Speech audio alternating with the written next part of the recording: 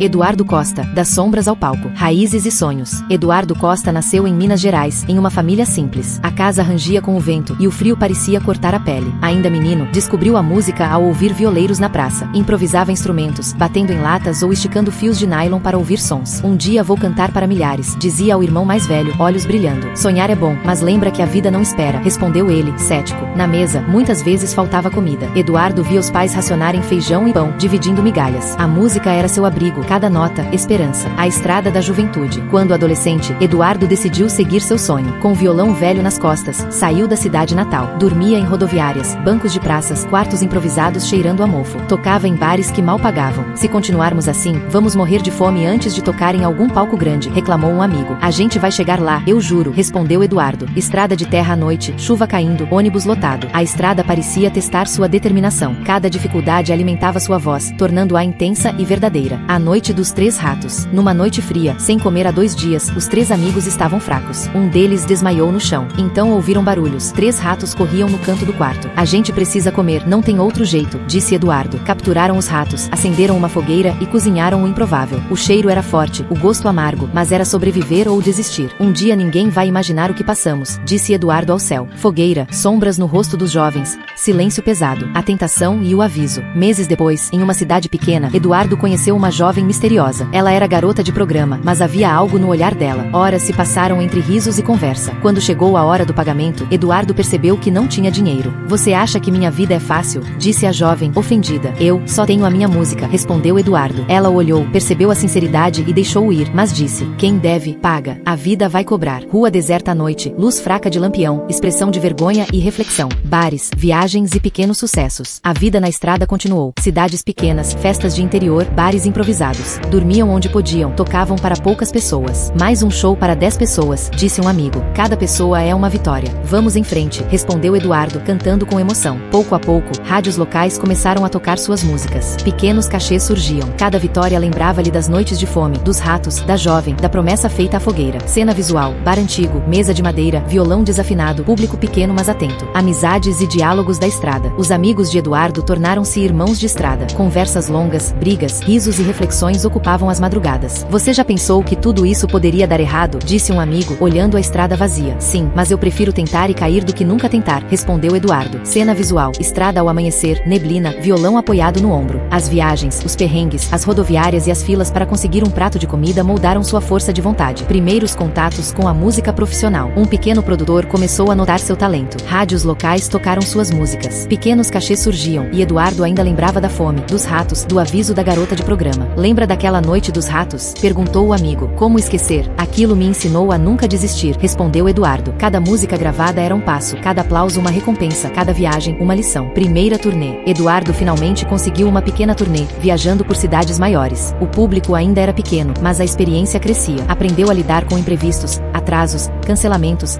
e ainda manter a voz firme. Cada noite é um teste, disse ele aos amigos. E você passa com louvor, responderam, sorrindo. Cena visual, palco pequeno, microfone antigo, luz de poste iluminando o rosto, sombras de plateia. Sucesso e lembranças. Com o tempo, Eduardo Costa se tornou um dos maiores nomes do sertanejo. Shows lotados, rádios tocando suas músicas, contratos milionários. Mas no fundo, ele nunca esqueceu a estrada, a fome, a vergonha, os ratos e o aviso da jovem. Nos bastidores, confidenciava. Se vocês soubessem o que vivi, dariam ainda mais valor a cada música. Cena visual, bastidores do show, reflexo no espelho, lembranças passando em flashback. Reflexão final. Eduardo aprendeu que o sucesso não é apenas fama ou dinheiro. É a coragem de seguir em frente, mesmo quando tudo parece impossível. Transformou dor em música, vergonha em lição, fome em força. Hoje, cada música que canta traz um pedaço daquela história. Cada aplauso ecoa talento, sobrevivência, aprendizado e superação. Cena visual, palco iluminado, público cantando, Eduardo fechando os olhos, respirando fundo. Ele é mais que um cantor. É alguém que provou do impossível e transformou suas cicatrizes em arte. Ele acreditava que a música poderia mudar sua vida,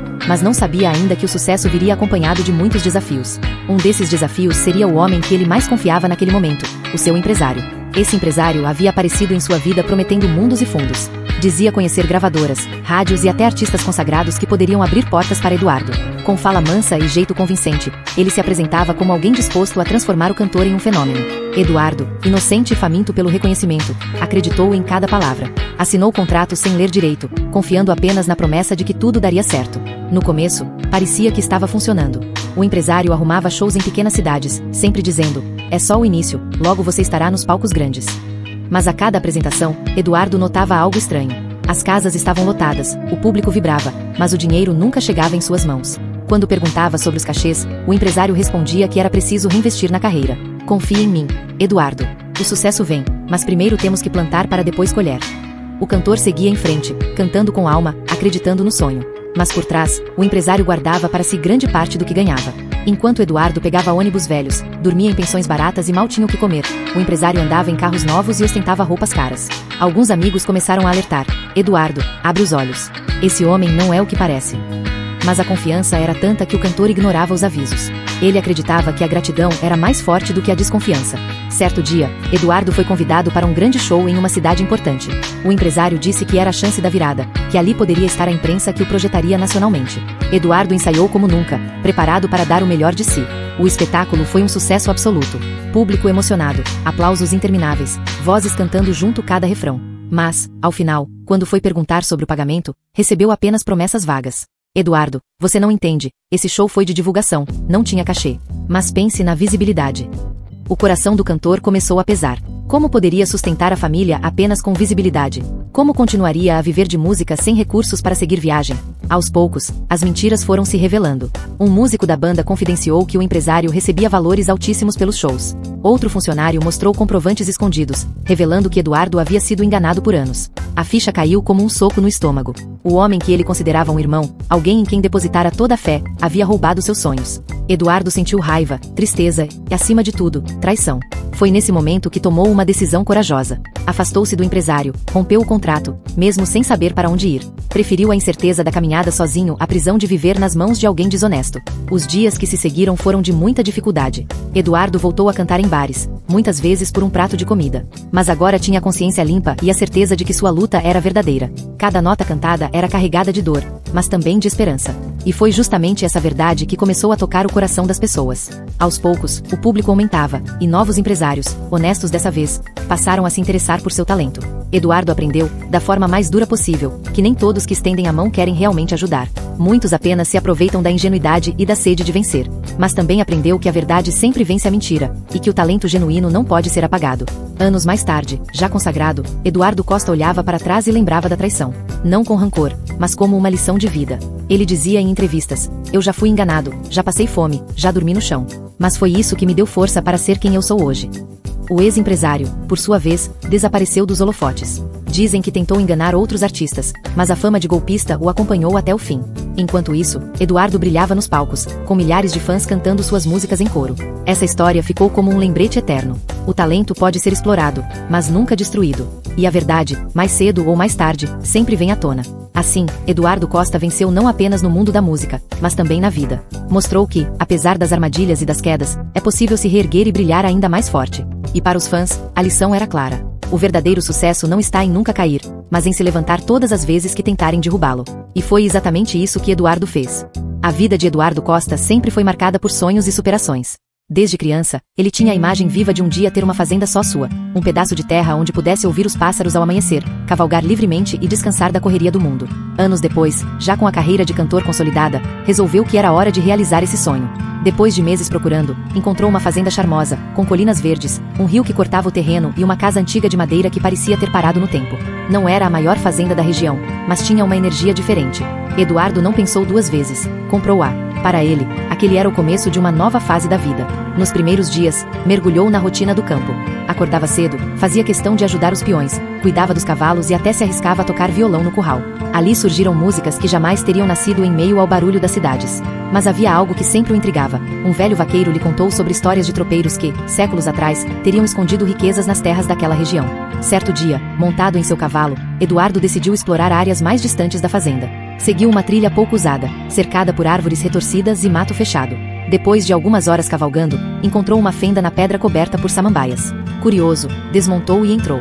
O lugar era uma pequena gruta úmida e escura, mas quando a luz do sol entrou pela abertura, algo brilhou nas paredes. Intrigado, Eduardo raspou uma das pedras com sua faca. O brilho era intenso, dourado.